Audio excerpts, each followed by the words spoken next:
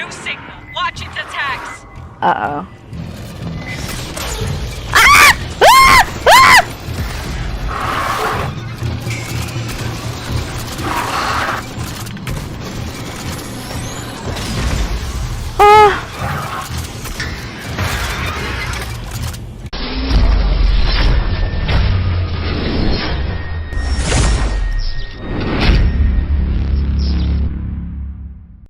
Hey, what's up, y'all? I'm MTS, aka Mel the Scientist, and thank you so much for clicking on this video.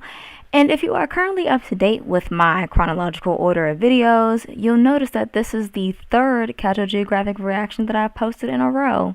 Say what? I know, but I actually really wanted to see this one. This came out like 3 days ago at this point in time, and the thumbnail kind of sold me, and I just wanted to jump on it early. I usually have videos lined up and ready to go, but I'm at this point reacting to this so I can post it the next day. So yeah, this is quite a fortunate event for all those who love to see me react to Casual Geographic. So without further ado, let's jump into the traumatizing reality of being an ant. Oh. Kind of sucks. Don't get me wrong, the gift of life is a beautiful thing and all that, but then again, none of us really asked to be here, and then one day you gain consciousness, minor character development followed, and before you could blink twice, you got student loans, a job, and taxes. All that aside though, we actually have it pretty good. I mean, we could be ants, because in the game of life, ants have some of the most creatively cruel game overs of any animal. To be fair, ants do have a lot going for them. They take the whole strength in numbers thing and put it on steroids, resulting in a eusocial insect able to weaponize its community to take down threats hundreds of times its size, like an angry Twitter mob. The all-for-one mentality is how ants have managed to stay in the game for well over 100 million years, with today over 12,000 flavors of them seasoning virtually every part of the earth that isn't. Say flavors of them? The problem with being so ancient is that your neighbors have had that much time to evolve around your existence. Oh no! Which often involves using the ants' own habits and traits against them, and trust me, you're gonna see just how ridiculous some animals got with it. Plenty of animals' grocery lists have ants on it. It'd be virtually impossible to list all of them, but here are some of the most memorable for us and traumatizing for the ants. For example, this is an ant graveyard, and most ants don't find out till it's too late. That's because the ant line is the equivalent of a Call of Duty camper that digs a funnel-shaped crater in the sand and then hides in the center of it, completely invisible to the rest of the world. All it takes he does is a one good ant job to step too. into the death trap to get sent sliding into the center. And with the shifting sands and the ant line tracking the ant through vibrations and actively flicking up sand, the harder the ant tries to struggle, the further it slides into the pit, directly into the snare trap. Oh no! Considering some ant lines can spend years in a stakeout, once they do grab the ant, they waste little time injecting it with venom to paralyze. Did he say years in a stakeout? Can spend years in a stakeout. Once they do grab the ant, they waste little time injecting it with venom to paralyze it, along with enzymes to digest it from the literal inside out, which is when the ant gets its actual life essence sucked from it by the ant lion drinking its liquefied insides. And once the ant serves no further purpose, the ant lion yeets the violated corpse out the trap like a Capri Sun and then goes back into its homicide hovel to wait to feed on the next ant's mistake. And if that process sounds familiar, it's cause this is bar for bar what the Sarlacc pit from Star Wars was inspired by. Oh, for real? Even if the ant manages to struggle up one side of the pit, real-life Jabba will throw up sand from the center, causing the Dang, sand he pulled them in along with the too. meal-prepped ant with it. A camping tremor isn't the ant's only paralysis demon. A Canthaspis patax is an assassin bug that also murks anything ant for a living. Like the ant lion, that involves administering tissue-melting toxins and then slurping the life out of it. But they don't just toss out the used and abused ant carcass when they're done. The nymph gathers the soul-evacuated bodies of its victims and then wears it like a jacket. This corpse helps the assassin bug carry on its ant onslaught while camouflaging it so it too doesn't get put on The bug that stole Christmas. This is the first example of what I said about animals using the ant's habits against them. The spiders that the nymph normally would have to worry about also don't want smoke with an angry ant mafia. So scientists believe that cosplaying as an ant army keeps the underage assassin bug alive long enough to reach its adult form, when they don't need a carcass scarf to survive. But it also means that an ant's entire existence can really come down to being a part of some Assassin's Ensemble. I only listed 2. It gets so much worse. Forward flies are one of the biggest obstacles to an ant's pursuit of happiness, to the point where the United States tried to weaponize the flies against them. The nightmare starts when a forward fly, which can be easily mistaken for a fruit fly, penetrates the thorax of the ant and then leaves behind an egg and then just takes off like only a destructive deadbeat can. This doesn't kill the ant, but the events that follow make it wish it did. because once the egg hatches, it migrates to the ant's head where it begins eating it from the inside. The victimized ant is alive for all this, but seemingly goes into a catatonic state. After a couple weeks, we're basically talking about a zombie ant getting its vessel carjacked by the fly larva. That's not hyperbole. The larva devours the ant's brain in its last chance of free will and then forces its self-imprisoned ant to just wander around aimlessly. Eventually, the larva manages to guide the ant to its ideal nursery grounds, that being some leaf litter or a crack in the soil. And in its final act, and after weeks of pretty much being locked in the sunken place, the ant's head literally divorces the rest of its body as the felony fly larva spits out enzymes that destroy the very membranes keeping the head and body together. It spends a little more time using the disembodied head as a crib before it pupates and crawls out the long past tense ant's mouth. It's a fate that would violate the Geneva Convention, but since insects have very little rights, the United States have been trying to use forward flies. Sorry, y'all. Like, when I see insects pretty much of any kind, I just start itching. So you have to excuse that. I'm sorry. I really can't help it. In the fight against fire ants. Fire ants that were accidentally Ubered into the American Southwest in the 1930s from Brazil and have proceeded to spread worse than a TikTok trend. So scientists have imported forward flies as the most brutal form of population control for the fire ants that really didn't ask to be here in the first place. And apparently, the flies only subtract a small portion of the fire ants, but the threat of them drastically disrupts the colony's activities and forces them to retreat underground. To be fair, you'd be a whole lot less productive if you witnessed your neighbor's head fall off and a whole alien crawl out. On one hand, I would know what to do with myself. Mass for breathing pesticides like DDT. But on the other, playing God with a mind-controlling, brain-eating parasite can't possibly. Why they all lined up? Either way, it's another example of an animal that's tailored its entire existence around griefing ants. And it's not the only fly that's learned how to hoe ants for a living. Ants do this thing where they actually, hold on a second. Okay, we're good. Ants often do this thing where they'll feed another ant by regurgitating into the mouth of the receiver. Oh yeah, it's nasty, but not only are they sharing food, but ants like carpenter ants transfer proteins to help boost disease resistance and overall colony immunity. Ants are the flies. One species of South African fly figured out the signal one ant will use on its donor to initiate the food transfer. So the flies come in and use the signal, touching the mouth region of the ant, to force it to give up its food. And as smart as they allegedly are, the ants aren't smart enough to realize they're getting fleeced out of food by a fly. Yeah. Which is probably how they got the nickname, the ant-mugging fly. Like I said, hundreds of millions of years is a lot of time for your ops to study your playbook and use it against you. So when true. Ants aren't getting trapdoored by ant lions, finessed by flies, or turned into a light flex by an assassin, ants are often the victim of some of the most complex manipulation in the entire animal kingdom. One example is how this entire butterfly's existence depends solely on deceiving ants. The Alcon blue butterfly has no weapons, no venom, no armor at all. But what they do have are pheromones that are almost identical to that produced by ant larvae. So when the caterpillar airdrops itself down to the forest floor, it's almost immediately taken in by a colony of ants. By mimicking the ant equivalent of a new baby smell, the caterpillar manages to get VIP treatment from the same ants that could turn it into coffin stuffing. The ants carry it into their nest where they feed the caterpillar like one of their own. To the point where if there's ever a food shortage, the intruder manages to savvy its way into getting priority over their actual young. Especially since the caterpillar is able to mimic the sound the ant queen makes in order to get more attention. And I get that it took millions of years of trial and error to get it right. That is some wild commitment. It is. It tames the fraud for 2 years until one day it pupates and flies out the ant nursery with the ants unaware of just how hard they got played. This game plan works out so well for the butterfly that even one of the slowest animals on Earth takes a cue from them and pulls a fast one on ants. Ants love eating snail slime.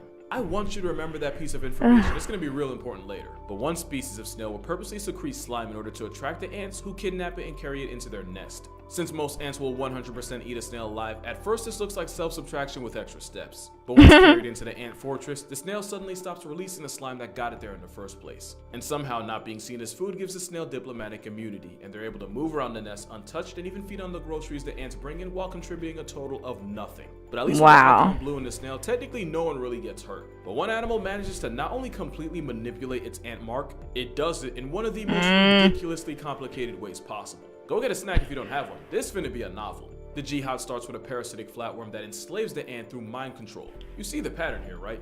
Completely against its will, the ant is forced by the flatworm shacking up in its brain to climb up a flower or stem and clamp its jaws around the tip of the stem where it can wait for up to 2 months. Wait for what exactly? Basically for an animal that eats grass to come in and take the zombie ant with it. End of the road for the ant, but the parasite manages to make its way into the liver of its new host, which is probably why the flatworm is called the liver fluke. If you think getting lodged inside a cow's liver is a dead end, then you must not have believed me when I told you how needlessly complicated this stuff gets. While feeding on whatever cow, sheep, or rabbit unintentionally murked the ant, the fluke lays eggs that then get deuced out by the same host. Those eggs don't get to hatch until a snail comes along and eats the droppings, along with the eggs in them.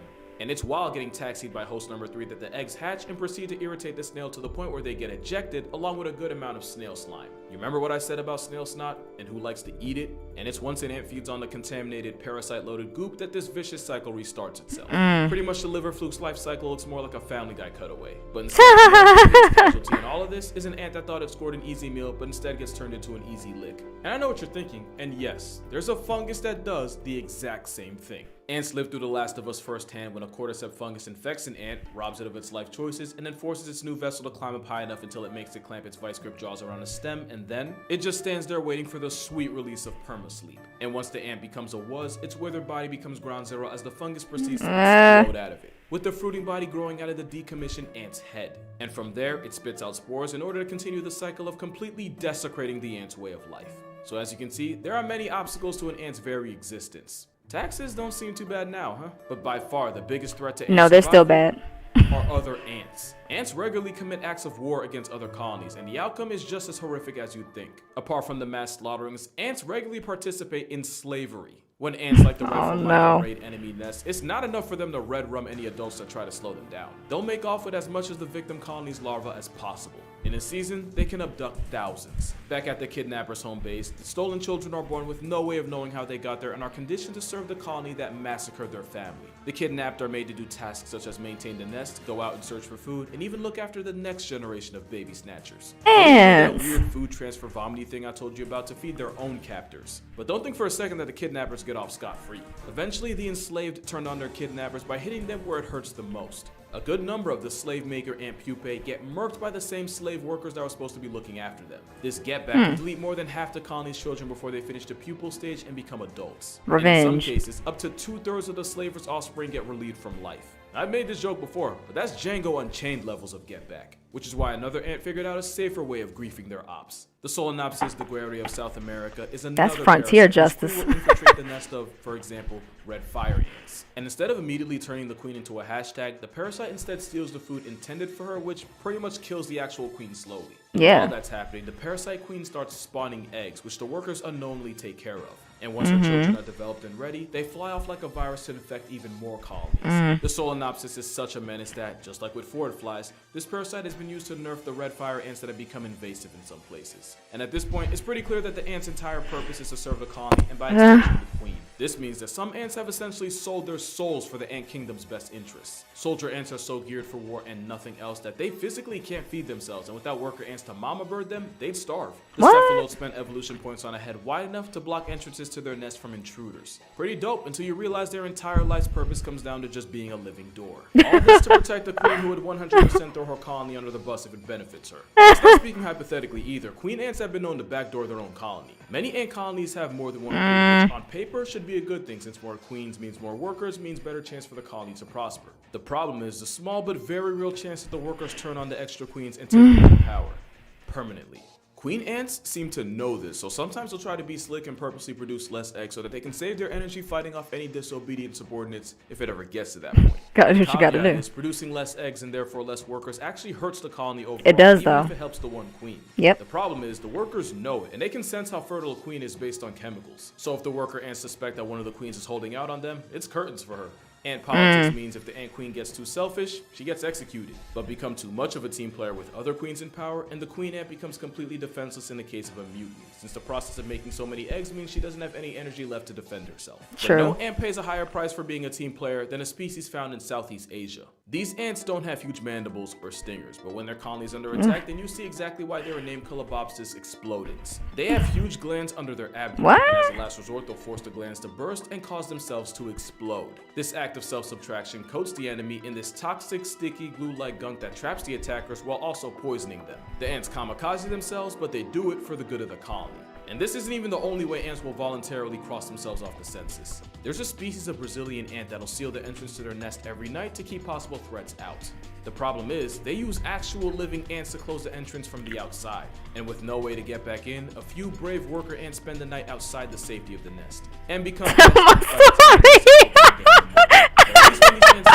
obituary is by choice or purpose. There is no choice or purpose to what's happening. I'm sorry, I didn't know he just said just now. I'm sorry. By the time the nest is opened again in the morning.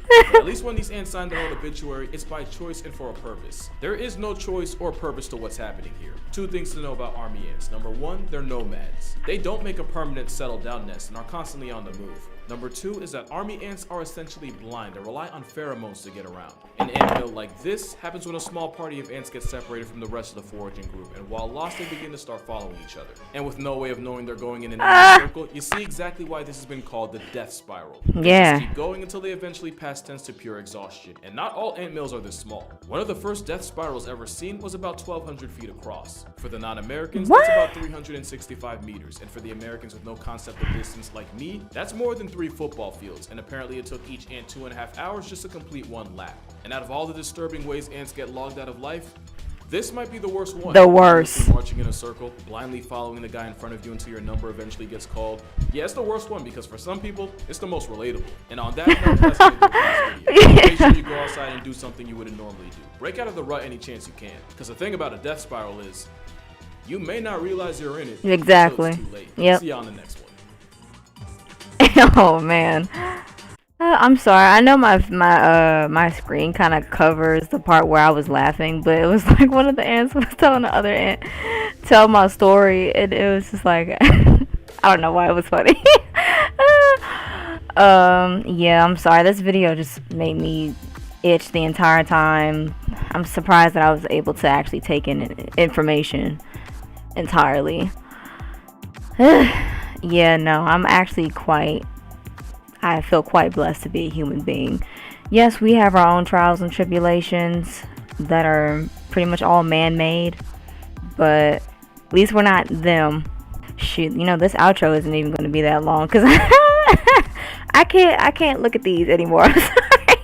I'm sorry. Yeah, cool to learn about ants. You know, they're truly underrated, and that's unfortunate, but hey, I actually did not know that they got played as much as they did by other insects. That was new for me. I had no idea. So that's a shame that they keep getting played like that, but you know. Alright, y'all, I'm about to get out of here because I can't I can't stop itching.